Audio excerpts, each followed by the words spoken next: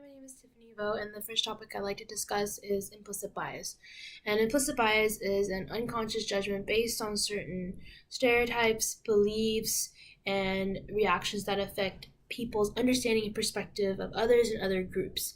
And the first article that I read is called "Black on Black Racism: The Hazards of Implicit Bias" by Theodore R. Johnson.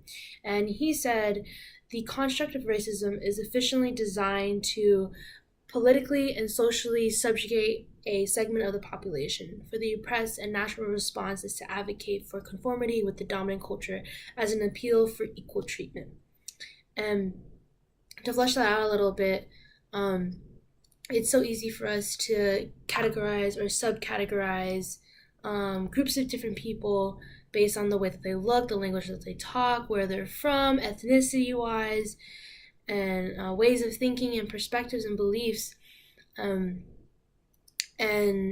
sometimes we kind of mold a certain group of people based on those things, and then it stems from stereotyping and discriminating, and that could also be blamed from social media or the way that popular culture portrays those types of people. So, for example, as an Asian American, we're stereotyped to being really good at math and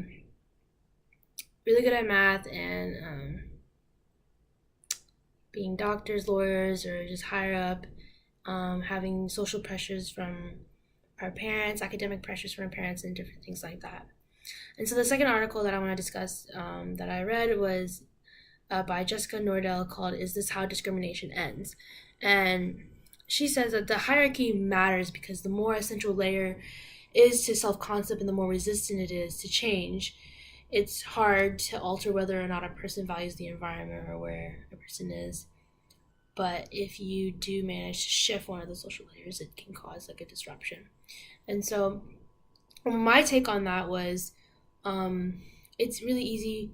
It's really easy for us to kind of focus on the little pieces of layers that make everyone different, but we fail to realize that to look at everything as a whole. And so it's easier to distinguish what is wrong with everyone compared to this layer and this layer, how this one's smaller, bigger, anything like that. And that goes hand in hand with discriminating between different types of layers of people.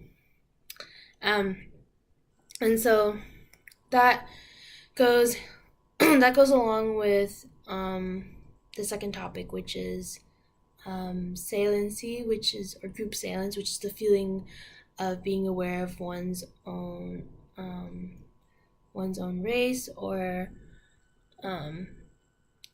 one's own attention wise of sorry. It's the feeling of being recognized in a huge group. And the article called "The Family and Communication Dynamics of Group Salience" by Jake Harwood, Priya Raman, and Miles Houston, they said that the socio-physiological origins of group salience have received much attention recently based on the self-categorization theory. And self-categorization theory has suggested that the salience of a particular social category depends on its accessibility. And from that, I've experienced the feeling of being,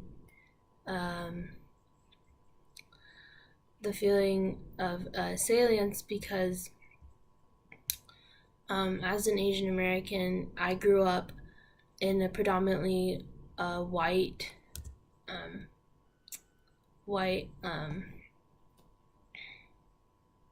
public school district, and it was easy for me to realize, oh, I'm the only Asian American female, and whether I knew it myself, my peers actively reminded me of that. So, and also from salience determines which information will most likely grab one's attention and have the greatest influence on one's perception of the world, which I referenced from the article from the article Salience, Attention, and Attribution by S.E. Taylor. And basically, it's obvious to feel, or at least from when I experienced it, it's really easy to notice your differences based on the group of people that you're surrounded by, and if they all like look similar, act similar, and trying to get in, like they have their own little group, and it's easy to understand how it's easy to feel like an outsider and be an out group within the in group. Yeah, and so the next topic that I wanted to discuss is also that could also go hand in hand with ethnocentrism, which is the cultural superiority, or the judging of other people based on their values, or that is different from the normal or the superior culture or dominant culture. And this article called Ethnocentrism, the Cultural Superiority Complex by M.F. Brown and A. Howson. Their definition of ethnocentrism is a belief in the superiority of your own culture, and it results from judging other cultures by their own cultural ideals, and it's linked to cultural blind spots, and blind spots occur when we fail to attribute the differences between our behaviors and beliefs and those of others to differences in cultural schemas. And it's easy, especially now, to be caught in a situation where white culture or an American culture is seen as, or if living in an American culture, some might see I'm Vietnamese, and so somebody who a white American might say that their culture or way of living is better than somebody who grew up in Vietnam, for example, and they're judging their culture superior because it's what they've known their whole life, and that they have that sense of nationalism and wanting to just basing off their normality and saying how, and recognizing that the other group of people are different, but in a negative connotation.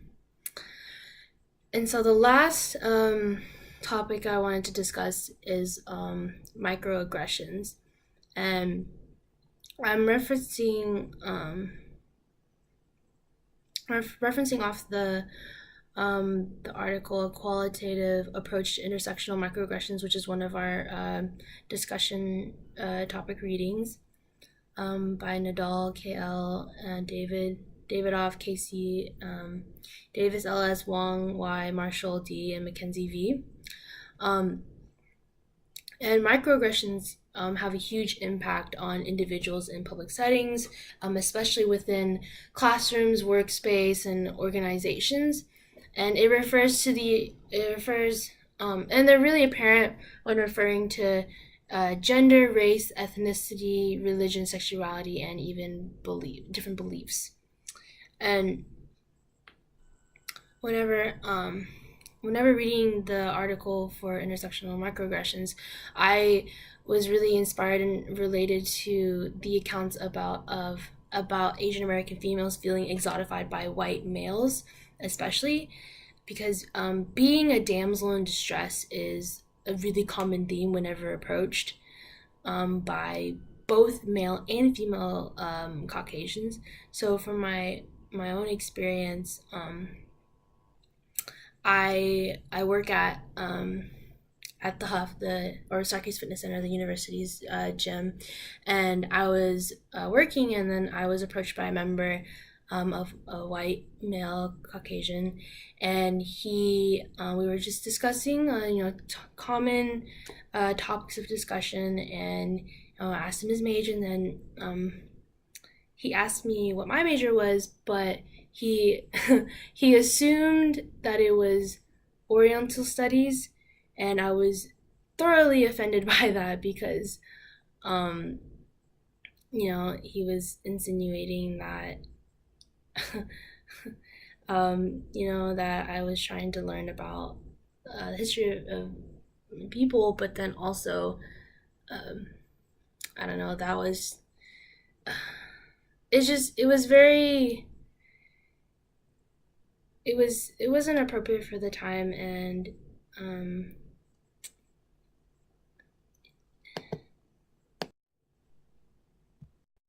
um, but my example of microaggressions would probably be, um, actually around other Asian Americans. So I grew up in a part of the first generation Asian Americans in my family.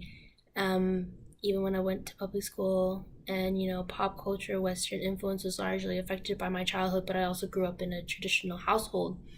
And so it was a huge culture shock whenever I entered into high school in my first year. There was a huge influx of Asian Americans, and I assumed that I would be more interested by relating to our differences within white culture, but I was wrong. I was actually ridiculed for not following these certain Asian stereotypes, which is being a STEM major, or you know wanting to become a respectable occupation, such as being a lawyer or a doctor. Um, and the biggest critics were not my family, but actually my peers. And um, and I know that they just wanted to be polite, and they're like, "Oh, okay, it's fine." Whenever I told them, what I was actually interested in, but it's funny how, um, it's funny how the people that you thought you would be able to relate to within your own struggles were actually the ones that judged